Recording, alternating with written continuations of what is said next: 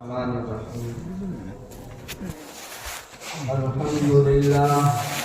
الحمد لله نحمده ونستعينه ونستغفره ونؤمن به ونتوكل عليه ونعوذ بالله من شرور أنفسنا ومن سيئات أعمالنا من يهده الله فلا مضل له ومن يضلله فلا هادي له ونشهد أن لا إله إلا الله وحده لا شريك له ونشهد أن محمدا عبده ورسوله قال الله تعالى في القرآن المجيد والفرقان الحميد فأعوذ بالله من الشيطان الرجيم بسم الله الرحمن الرحيم ألف لام را كتاب أنزلناه إليك لتخرج الناس من الظلمات إلى النور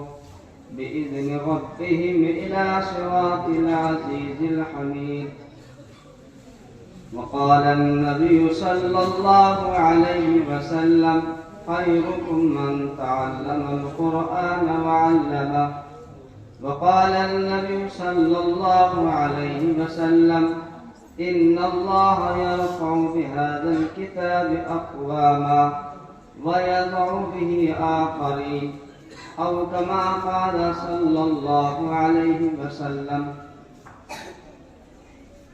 محترم بزرگ دوستو، 2 گھنٹے تقریباً ہو گئے ہیں آپ کا پروگرام چل رہا ہے.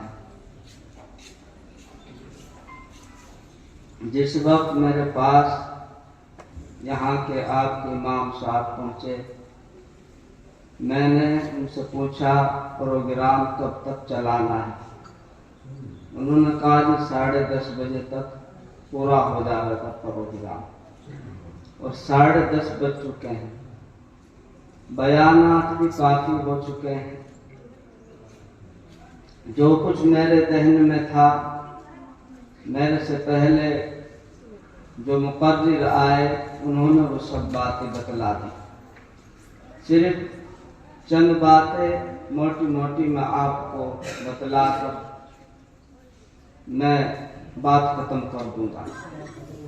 سب سے پہلی بات تو یہ ہے کہ قابل مبارکباد ہے آپ کے امام صاحب اور مسجد کے کمیٹی والے اور تمام محلے والے، جنہوں نے آج کی اس محفل کو اور مجلس کو، اس گلدستے کو قرآن کی نسبت پر سجایا ہے. اللہ تعالیٰ اس کو قبول فرما لے. اس کے بعد دوسری بات یہ بتلانی ہے کہ جو ہمارے مدارس کے جو یہ سالانہ اجلاس یا مکاتب کے جو جلسے ہوتے ہیں، یہ ان کے اغراض و مقاصد کیا ہے آپ بھی سنتے ہیں. ہمارے علماء ائمہ حضرات یہ جلسے کراتے ہیں، لیکن کسی کو ان کے غرض و غایت کا نہیں پتہ. میں آپ کو ایک تو یہ کہ ان اجلاس کی غرض و غایت اور مقاصد کو بتلاؤں مختصر الفاظ میں. دوسرے، قرآن کریم کی ایک آیت کریمہ میں نے پڑھی ہے. قرآن کریم کی نسبت پر میں بات کر کے اپنی بات ختم کر دوں گا. ہمارے مدارس کے یا ہماری مکاتب کے جو سالانہ اجلاس ہوتے ہیں، قرآن کریم بچیاں پڑھتی ہیں، بچے پڑھتے ہیں، ناظرہ پڑھتے ہیں، یحفظ پڑھتے ہیں. اس کے بعد میں جو جلسہ ہوتا ہے، اس کا کیا مقصد ہوتا ہے؟ سب سے پہلا مقصد تو یہ ہوتا ہے کہ جب یہ جلسے ہوتے ہیں تو ہمارے علماء کرام، مشائخ عظام تشریف لاتے ہیں، اور علماء کا بستی میں آنا ان کا گزرنا یہ مردوں کے لیے بھی نجات کا ذریعہ ہوتا ہے، اور جو موجودہ ہوتے ہیں ان کی ہدایت کا ذریعہ بنتے ہیں۔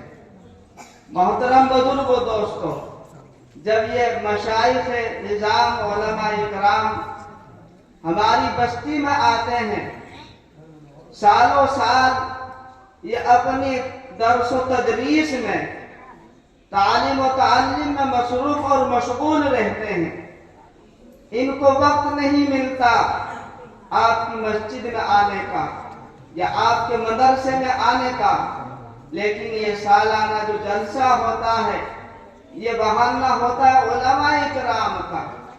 اب یہ جب آتے ہیں ان کا فائدہ کیا ہوتا ہے؟ بعض حضرات کہتے ہیں کہ یہ مدرسوں کے جلسے جلوس تو صرف نام کے رہ گئے ہیں، اور یہ لوگ چندے کا علاوہ کچھ نہیں اس کا مقصد رہا ہے۔ ایسا نہیں ہے محترم بزرگ و دوستو، ہمارے علماء اکرام جب جلسے کے بہانے یہ آتے ہیں تو یہ ہمارے ضمیروں کو جھنجھوڑتے ہیں۔ سال کے سال میں جھوٹ بولنے کی وجہ سے، چغل خوری کرنے کی وجہ سے، شراب پینے کی وجہ سے، زنا کرنے کی وجہ سے، نمازوں کو چھوڑنے کی وجہ سے جو ہمارا دل سیاہ ہو جاتا ہے، ہمارے دلوں کو زنگ لگ جاتا ہے، ہمارے درمیان دوریاں پیدا ہو جاتی ہیں، یہ نماز چھوڑنے کا نقصان بتاتے ہیں۔ نماز چھوڑنے کا نقصان دنیا میں کیا ہوتا ہے، آخرت میں اس کے لیے کیا عذاب ہے، زنا کرنے کا کیا نقصان ہے، دنیا میں رہ کر یہ آدمی کہاں سے کہاں چلا جاتا ہے، اور عالم آخرت میں اللہ تبارک و تعالیٰ نے اس کے لیے قبر میں کیا عذاب تیار کر رکھا ہے۔ اسی طرح جھوٹ بولنے کی وجہ سے اور غیبت کرنے کی وجہ سے یہ انسان گنہگار ہو جاتا ہے۔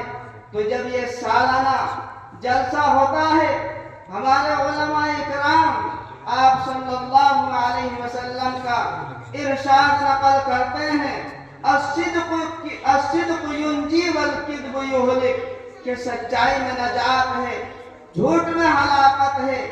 زنا کے بارے میں بتلاتے ہیں، وَلَا تَقْرَبُوا الزِّنَا إِنَّهُ كَانَ فَاحِشًا، کہ زنا کے قریب مت جاؤ، یہ بہت ہی گندا کام ہے۔ ہمارے علماء اکرام جب سالانہ جلسے میں آتے ہیں، وہ آپ اللہ تبارک و تعالیٰ کا کلام پڑھ کر آپ کو سناتے ہیں، یا ایھا الذین آمنوا انما الخمر والمیسر والانصاب والازلام رجس من عمل الشیطان فاجتنبوہ لعلکم تفلحون۔ اے ایمان والو، جوا شیطانی عمل ہے، سٹا شیطانی عمل ہے، شراب شیطانی عمل ہے، جوا کھیلنا شیطانی عمل ہے، رجس من الشیطان، شیطان کا فعل ہے، فاجتنبوا، اس سے بچو۔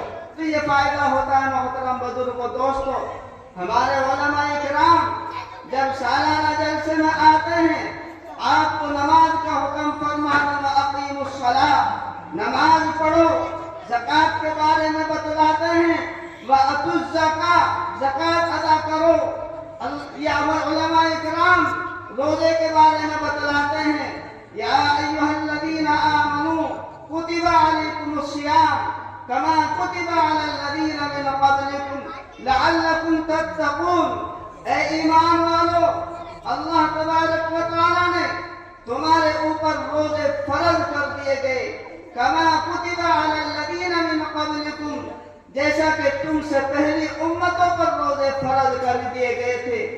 آج کا مسلمان یہ سمجھتا ہے کہ صرف زبان کا روزہ ہے، کھانا بند کر دیا، پینا بند کر دیا، روزہ سمجھ لیا۔ قاضی ثناء اللہ صاحب پانی پتی رحمت اللہ علیہ نے اپنی تفسیر مظہری میں لکھا کہ جب اللہ تبارک و تعالیٰ نے یہ روزہ رکھنے کا حکم دیا ہے تو اس میں فرمایا کہ کان کا روزہ رکھنے کا بھی حکم دیا ہے، زبان کا بھی روزہ رکھنے کا حکم دیا ہے، آنکھوں کے روزہ رکھنے کا بھی حکم دیا ہے، ہاتھ کے روزہ رکھنے کا بھی حکم دیا ہے، پیروں کے روزہ رکھنے کا بھی حکم دیا ہے۔ کان کا روزہ کیا ہے؟ کان کا روزہ یہ ہے کہ کان سے کوئی لغو بات نہ سنے، گانے نہ سنے، یا اور جس سے اللہ تبارک و تعالیٰ نے منع کیا ہے اس کو نہ سنے۔ زبان آنکھ کا روزہ یہ ہے کہ اپنی نظر کو غلط جگہ پر نہ ڈالے، غیر محرم کو نہ تکے، اس سے یہ آنکھ کا روزہ ہوتا ہے۔ اسی طریقے سے ہاتھوں کا روزہ ہوتا ہے کہ اس ہاتھ کے ذریعے سے کسی پر ظلم نہ کیا جائے، اس ہاتھ کے ذریعے سے کسی غلط چیز کی طرف اشارہ نہ کیا جائے۔ پیروں کا روزہ یہ ہوتا ہے کہ ان پیروں کو لے کر شیطانی اڈوں کی طرف نہ جایا جائے۔ تو محترم بزرگ و دوستو، میں کہہ رہا تھا کہ سالانہ جلسے کا یہ فائدہ ہوتا ہے، ہمارے علماء کرام کو یہ بہانہ ملتا ہے آنے کا، دین کی بات سکھانے کا، دین کی بات سمجھانے کا، تو یہ سالانہ جلسے کا فائدہ ہوتا ہے۔ اسی طریقے سے دوسرا فائدہ اس جلسوں کا یہ ہوتا ہے کہ آپ نے جو امام صاحب یا آپ نے مدرس یا معلم جو رکھا ہے، جس کے آپ ذمہ داری لیتے ہیں، آپ اس کو خرچ دیتے ہیں، وہ آپ کو یہاں کام کیسا کر رہا ہے، وہ بچوں کو صحیح پڑھا رہا ہے یا نہیں پڑھا رہا ہے، وہ بچوں کی تربیت کر رہا ہے یا نہیں کر رہا ہے۔ جب یہ سالانہ جلسہ ہوتا ہے تو وہ محنت آپ کے سامنے ظاہر ہوتی ہے، اس استاد کی محنت، نظم پڑھنے کے ذریعے بچیاں اس کا اظہار کرتی ہیں۔ کوئی طالب علم چھوٹا سا بچہ قرآن کریم کی تلاوت کر کے اس محنت کو آپ کے سامنے ظاہر کر رہا ہے، کوئی بیان کے ذریعے سے، کوئی تقریر کے ذریعے سے یہ آپ کو دکھا رہا ہے۔ تو یہ جلسوں کا مقاصد ہے، جلسے کے مقاصد میں سے ہے۔ تو محترم بزرگ و دوستو، یہ جلسے ایسے نہیں ہوتے، بلکہ رات دن کا آپ کے مدرس، آپ کے امام صاحب جو رات دن پڑھاتے ہیں، صبح شام ان کو درس دیتے ہیں، ان کی تربیت کرتے ہیں، اس محنت کا اظہار کیسے ہوگا، آپ کو کیسے پتہ لگے گا؟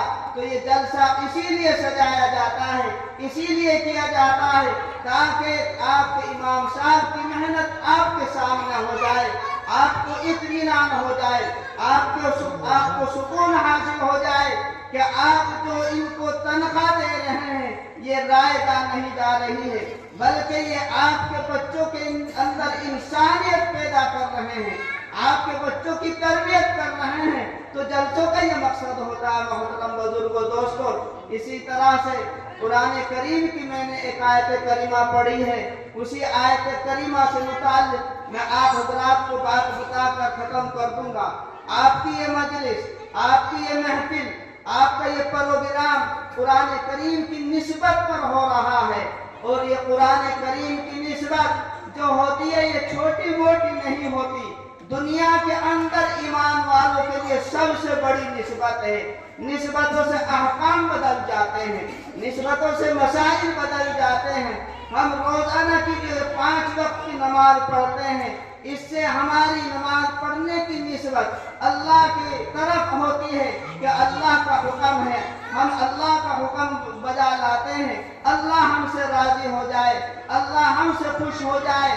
اگر ہماری یہ نیت ہے، ہماری یہ نسبت اللہ کی اس طرح ہے، تو محترم بزرگ و دوستو، اللہ کے رسول صلی اللہ علیہ وسلم نے نماز پڑھنے پر جو بشارتیں سنائی ہیں، نماز پڑھنے پر جو مسرتیں سنائی ہیں، جو خوشخبریاں دی ہیں، ہم سب اس کے مستحق ہیں۔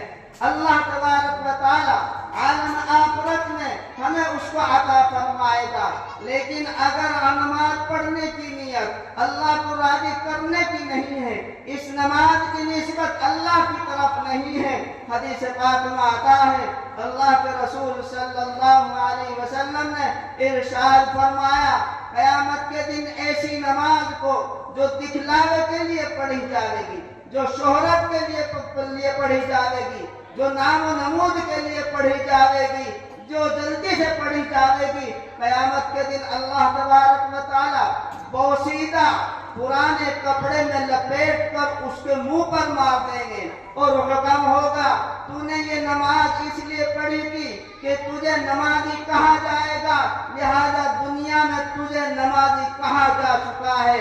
तूने ये नमाज इसलिए पढ़ी थी कि लोग तुझे दीनदार कहेंगे। अल्लाह तबारक व तआला फरमाएंगे दुनिया में तुझे दीनदार कहा जा चुका है। तो मोहतरम बुजुर्ग व दोस्तों, इसी तरह रोजे का मामला है। रोजा जब हम रखते हैं तो हमारी नियत अल्लाह को खुश करने की होती है, अल्लाह के हुक्म की तामील करने की होती है। अगर हमारी ये नियत है, हमारी रोजे की निस्बत अल्लाह की तरफ है, तो अल्लाह के रसूल सल्लल्लाहु अलैहि वसल्लम ने इरशाद फरमाया मन साम रमजान ईमानन व इहतिसाबन फक़द गुफ़िर लहू मा तक़द्दम मिन ज़ंबी, कि जिसने ईमान की हालत में महल इखलास के तौर पर अल्लाह को राज़ी करने के लिए, अल्लाह को खुश करने के लिए रोजा रखा, अल्लाह तबारक व तआला उसके अगले और पिछले तमाम गुनाह को माफ फरमा देंगे। तो मोहतरम बुजुर्ग दोस्तों, मैं कह रहा था आपका ये प्रोग्राम, आपका ये जलसा, आपकी ये महफिल मजलिस कुरान की निस्बत पर हुई है, और कुरान की निस्बत जिससे जुड़ जाती है, कुरान की वजह से अल्लाह उसका मकाम मर्तबा बहुत ज्यादा बढ़ा देते हैं। सुनाते हदीसों में आता है, उलमाए किराम ने लिखा है कि कुरान करीम की निस्बत जिस फरिश्ते से जुड़ गई, अल्लाह तबारक व तआला ने उस फरिश्ते को तमाम फरिश्तों का सरदार बना दिया, सय्यदुल मलाइका। अल्लाह तबारक व तआला ने इस कुरान करीम को जिस नबी पर, जिस पैगंबर पर, जिस रसूल पर इसको नाजिल किया, अल्लाह तबारक व तआला ने उस नबी को, उन पैगंबर को सय्यदुल अंबिया, अफजलुल अंबिया बना दिया। अल्लाह तबारक व तआला ने जिस रमजान, जिस महीने में इस कुरान करीम को नाजिल फरमाया, अल्लाह के रसूल सल्लल्लाहु अलैहि वसल्लम ने उस महीने के बारे में फरमाया सय्यिदुश शुहूर रमजान, कि अल्लाह ये तमाम महीनों का सरदार है, इसलिए कि अल्लाह तबारक व तआला ने इस महीने में कुरान करीम को नाजिल फरमाया है। फिर आगे चलिए, जिस रात में अल्लाह तबारक व तआला ने कुरान करीम को नाजिल फरमाया, उस रात के बारे में अल्लाह तबारक व तआला ने इरशाद फरमाया लैलतुल क़द्री खैरुम मिन अल्फि शहर, कि अल्लाह ताला ने जिस रात में कुरान करीम को नाजिल किया है, अल्लाह ताला ने उस रात का अजर व सवाब इतना बढ़ा दिया है, उसमें इतना इजाफा कर दिया कि 1000 महीनों की रातों में वो सवाब नहीं हो सकता जो उस रात में अल्लाह की इबादत करेगा। मोहतरम बुजुर्ग दोस्तों, अल्लाह तबारक व तआला ने जिन शहरों पर इस कुरान करीम को नाजिल फरमाया, अल्लाह तबारक व तआला ने उनकी बुलंदी को बयान करने के लिए, उनकी अहमियत को बयान करने के लिए उन शहरों की कसम खाई और फरमाया बहादुर बलदिल अमीन, उन शहरों को तमाम शहरों से अफजल बना दिया। तो मोहतरम बुजुर्ग दोस्तों, ये कुरान करीम है और ये आपका प्रोग्राम, आपका जलसा, ये कुरान की निस्बत हो रहा है, और ये निस्बत हमारे लिए दुनिया में सबसे बड़ी निस्बत है। लेकिन आज हम कुरान के पढ़ने वालों की हमें कदर नहीं होती, हम उनको हकीर समझते हैं, हम उनको जलील समझते हैं। मोहतरम बुजुर्ग दोस्तों, जब क़यामत कायम होगी, हशर का मैदान होगा, अल्लाह तबारक व तआला ऐलान फरमाएंगे, जब अव्वलीन व आखिरीन का इज्तिमा होगा, आदम अलैहिस्सलाम से लेकर आज तक जितने इंसान जा चुके वो भी वहाँ हाजिर होंगे, और जो अब मौजूद हैं वो भी वहाँ मौजूद होंगे, जो क़यामत आए और जो क़यामत तक आएंगे वो भी वहाँ मौजूद होंगे। अल्लाह तबारक व तआला फरमाएंगे मेरे यार कहाँ हैं, यार हुफ्फाज को अल्लाह तबारक व तआला पुकारेंगे कि वो हुफ्फाज जिन्होंने रातों को जाग कर अपनी नींद को छोड़कर, अपनी नींद की कुर्बानी देकर उन्होंने मुझे पढ़ा, मेरे कलाम को पढ़ा था, मेरी किताब को पढ़ा था। तो मोहतरम बुजुर्ग दोस्तों, अल्लाह तबारक व तआला हुफ्फाज़ किराम को बुलाएंगे और अपने सामने तमाम दुनिया دنیا کے مجمع کے سامنے ان کو کھڑا کیا جائے گا اور اللہ تبارک و تعالیٰ فرمائیں گے اے حافظ میری کتاب کی تلاوت کر، میرے کلام کی تلاوت کر، میرا کلام پڑھ۔ وہ حافظ قرآن کریم کی ایک آیت کریمہ پڑھے گا، اللہ تبارک و تعالیٰ اس حافظ کے ماں باپ کا ایک درجہ بلند کرے گا، پھر وہ ایک آیت کریمہ اور پڑھے گا، پھر ایک درجہ اور بلند کرے گا۔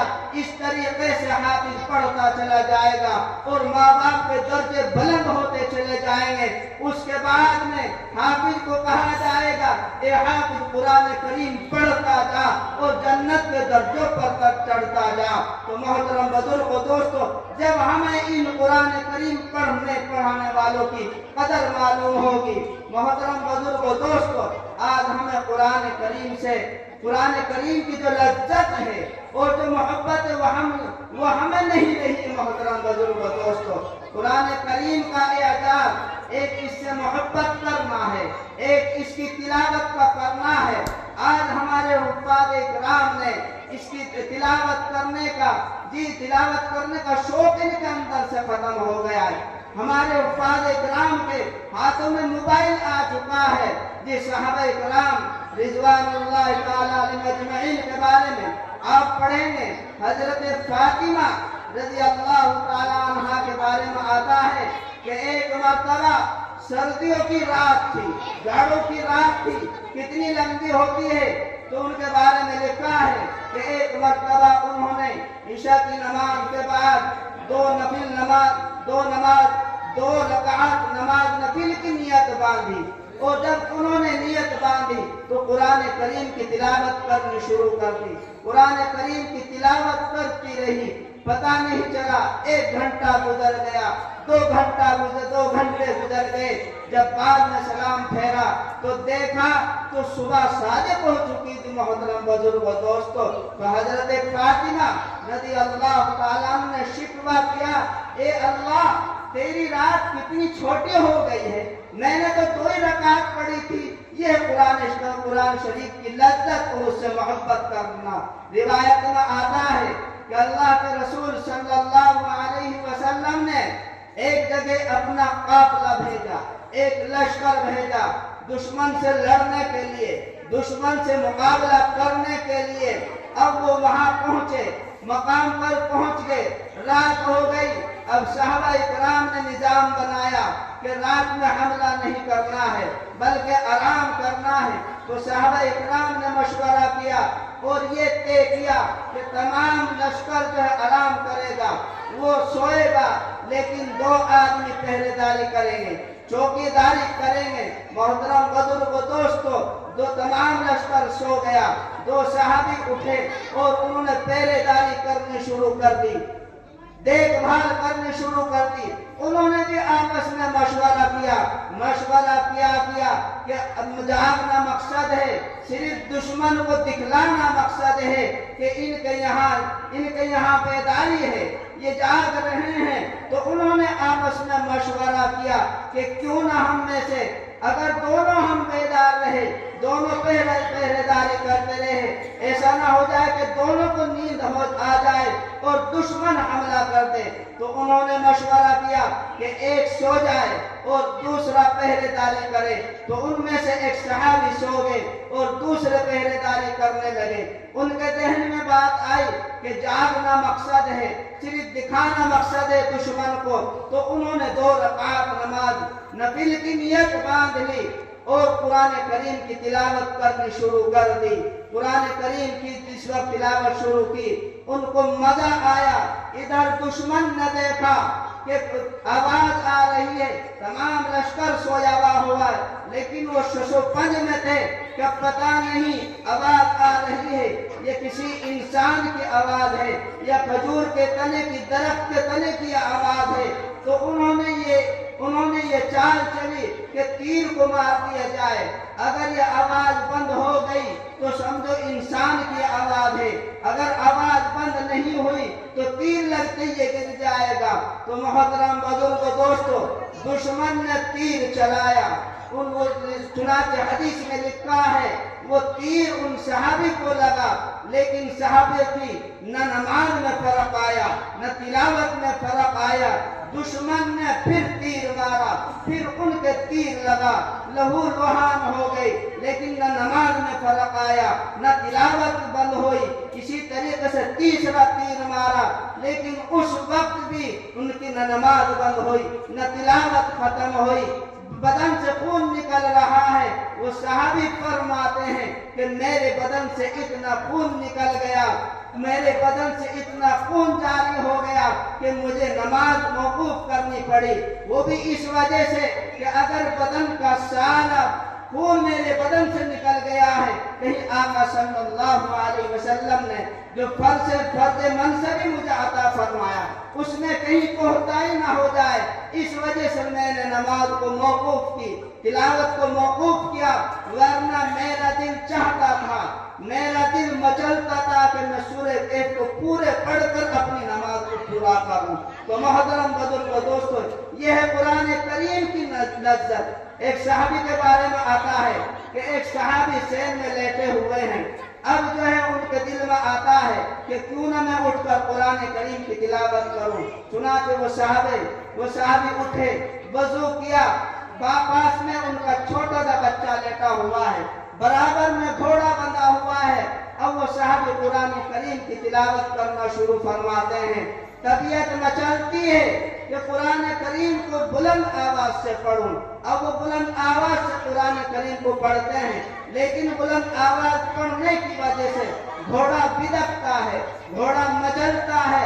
اب وہ صحابی سوچتے ہیں کہ اگر میں نے اپنی آواز کو پست نہ کیا، کہیں ایسا نہ ہو جائے کہ یہ گھوڑا بچے کو نقصان دے دے۔ چنانچہ وہ صحابی فرماتے ہیں کہ پھر میں اپنی آواز کو پست کر دیتا ہوں، لیکن طبیعت مانتی نہیں، دل مانتا نہیں، طبیعت پھر مچلتی ہے، طبیعت پھر چاہتی ہے کہ قرآن کو بلند آواز سے پڑھوں۔ وہ صحابی فرماتے ہیں کہ میں نے پھر بلند آواز سے قرآن کریم کو پڑھنا شروع کیا، گھوڑا نے پھر بدکنا شروع کیا۔ اسی طرح کبھی میں آہستہ پڑھتا، کبھی بلند آواز سے پڑھتا، اسی طرح پوری رات گزر گئی۔ جب میں نے قرآن کریم کی تلاوت کو پورا کیا تو میں نے ہاتھ اٹھائے اور دعا کی، اور میں نے اپنی نظروں کو آسمان کی طرف اٹھایا تو محترم بزرگ و دوستو، انہوں نے کہا کہ میں نے اپنی آنکھوں سے دیکھا کہ میں اپنے سر کے اوپر سے کچھ روشنیاں دیکھ رہا ہوں، روشنیوں کا مشاہدہ کر رہا ہوں کہ وہ آسمان کی طرف جا رہی ہیں۔ میں نے یہ دیکھا، صبح ہوئی، سرکار دو عالم صلی اللہ علیہ وسلم کی خدمت میں حاضر ہوئے۔ آپ کی خدمت میں حاضر ہو کر میں نے رات کا سارا واقعہ، سارا ماجرا آپ صلی اللہ علیہ وسلم کو سنایا۔ آپ صلی اللہ علیہ وسلم نے فرمایا، اے میرے صحابی، آپ جب تلاوت کر رہے تھے، بلند آواز سے پڑھ رہے تھے، تو تمہاری آواز، تمہاری تلاوت فرشتوں کو پسند آئی، تو تمہاری تلاوت سننے کے لیے فرشتے تمہارے پاس آ رہے تھے۔ اور آپ صلی اللہ علیہ وسلم نے فرمایا کہ خدا کی قسم، اگر تم اپنی تلاوت کو پست آواز سے نہ کرتے، نہ پڑھتے، بلند آواز سے پڑھتے، خدا کی قسم سارے مدینے والے فرشتوں کو اپنی آنکھوں سے دیکھ لیتے۔ تو محترم بزرگ و دوستو، یہ ہے قرآن کریم کی لذت، یہ ہے قرآن کریم کی محبت۔ آج ہمیں یہ لذت کیوں نہیں ہے؟ آج ہمیں یہ محبت کیوں نہیں ہے؟ قرآن جو 1400 سال پہلے نازل ہوا تھا، آج بھی وہی قرآن ہے، اسی اللہ کا کلام ہے، آپ صلی اللہ علیہ وسلم کے ذریعے سے یہ نازل ہوا ہے۔ کیا اس میں یہ تاثیر نہیں؟ کیا یہ لذت نہیں؟ محترم بزرگ و دوستو، اس میں ہمارا قصور ہے۔ ہم نے جھوٹ بولنے کی وجہ سے، وعدہ خلافی کرنے کی وجہ سے، امانت میں خیانت کرنے کی وجہ سے، روزہ نہ رکھنے کی وجہ سے ہمارے اندر ظلمت پیدا ہو گئی، ہمارے دل سیاہ ہو گئے، ہمارے دلوں کو جنگ لگ گیا ہے، اس وجہ سے یہ لذت ختم ہو گئی۔ صرف ایک واقعہ میرے ذہن میں آیا، وہ واقعہ سنا کر میں اپنی بات ختم کرتا ہوں۔ حضرت عمر رضی اللہ تعالیٰ عنہ جن کو خلیفہ ثانی کہا جاتا ہے۔ حضرت عمر رضی اللہ تعالیٰ عنہ کے وہ بہت سارے واقعات مشہور ہیں۔ مفتی صاحب نے ایک واقعہ سنایا تھا، تو میں ایک قرآن کی نسبت پر ایک واقعہ سناتا ہوں۔ ایک مرتبہ حضرت عمر رضی اللہ تعالیٰ عنہ مدینہ منورہ سے اپنا لشکر لے کر مکہ مکرمہ میں آئے، اور آنے کے بعد میں وہ ایک پہاڑ پر چڑھنے لگے، اور پہاڑ بہت بلندی پر تھا، اس کی بلندی بہت زیادہ تھی، گرمی کا زمانہ تھا۔ حضرت عمر رضی اللہ تعالیٰ عنہ پہاڑ پر چلے جا رہے ہیں، پیچھے سے لشکر چڑھا جا رہا ہے، اور گرمی کا زمانہ ہے۔ مکے کی گرمی کو سب لوگ جانتے ہیں کہ وہاں کتنی گرمی ہے، سورج بہت تیزی کے ساتھ پہاڑوں پر پڑتا ہے، اور پھر ان پہاڑوں میں سے بھی گرمی نکلتی ہے۔ تو محترم بزرگ و دوستو، حضرت عمر رضی اللہ تعالیٰ عنہ پہاڑ پر چڑھے جا رہے ہیں، پیچھے لشکر بھی چڑھا جا رہا ہے، لشکر پریشان ہے، سورج اپنے شباب پر آیا ہوا ہے، پسینے میں شرابور ہیں، لیکن کسی کی جرأت نہیں ہے کہ حضرت عمر رضی اللہ تعالیٰ عنہ کو ٹوک دے یا لقمہ دے دے۔ حضرت عمر رضی اللہ تعالیٰ عنہ اس پہاڑ کی بلندی پر پہنچے، اس پہاڑ کی چوٹی پر پہنچے۔ وہاں پہنچنے کے بعد میں نیچے اپنی نگاہ کو کر کے اس پہاڑ کی وادی میں دیکھنے لگے، اس کھائی میں دیکھنے لگے۔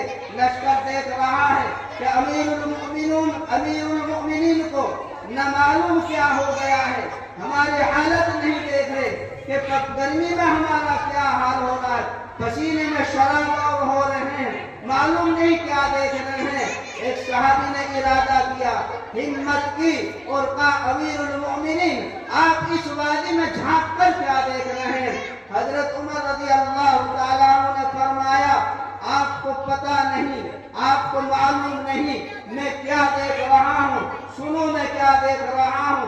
میں اس وقت کو یاد کر رہا ہوں، زمانہ جاہلیت کو، کہ میرا باپ خطاب زمانہ جاہلیت میں مجھے اونٹ چلانے کے لیے دیتا تھا، اور میں ان اونٹوں کو لے کر اس پہاڑ کی وادی میں آتا تھا۔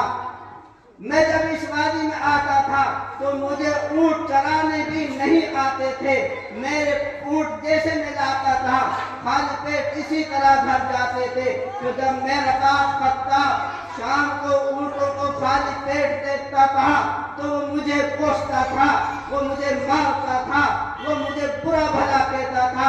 اور میں آج کے اس دور کو یاد کر رہا ہوں کہ جس وقت سے میں نے اپنا ہاتھ آپ صلی اللہ علیہ وسلم کے ہاتھ میں دیا ہے، اور قرآن میرے سینے میں آ گیا ہے، اور اس قرآن کی نسبت نے مجھے چروائے سے امیر المؤمنین بنا دیا ہے۔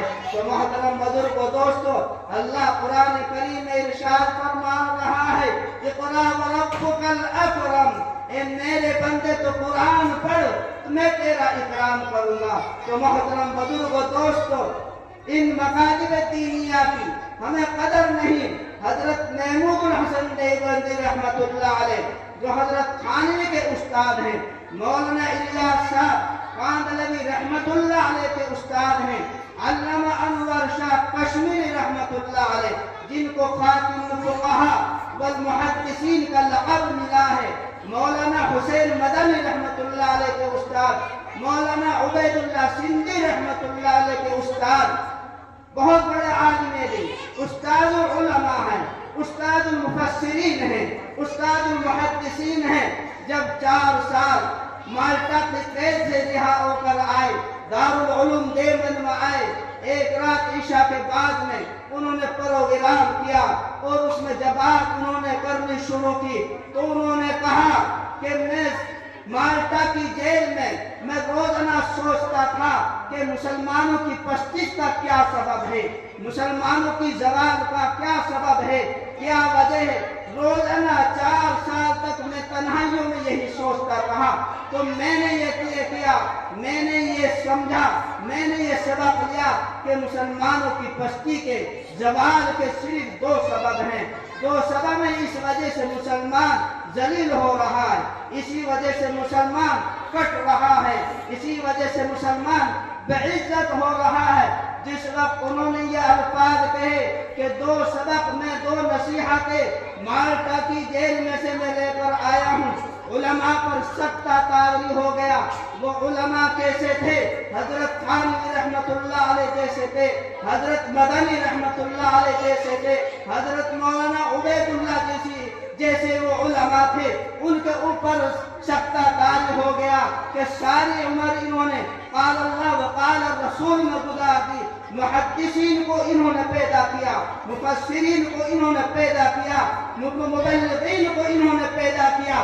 جیل میں سے کون سی نصیحت لے کر آئے ہیں؟ کون سے 2 سبق لے کر آئے ہیں؟ تو انہوں نے فرمایا اس کے 2 سبق ہیں، ایک تو قرآن کریم سے اعراضی، ایک تو قرآن کریم سے اعراض کرنا، پس پشت کو ڈال دینا، اور دوسرے امت کا اختلاف۔ یہ 2 وجہ ہے تو انہوں نے طے کر لیا کہ آئندہ میری جتنی زندگی باقی ہیں، جتنے سال باقی ہیں، جتنے ایام باقی ہیں، جتنی راتیں باقی ہیں، میں ان کو 2 کام میں لگاؤں گا۔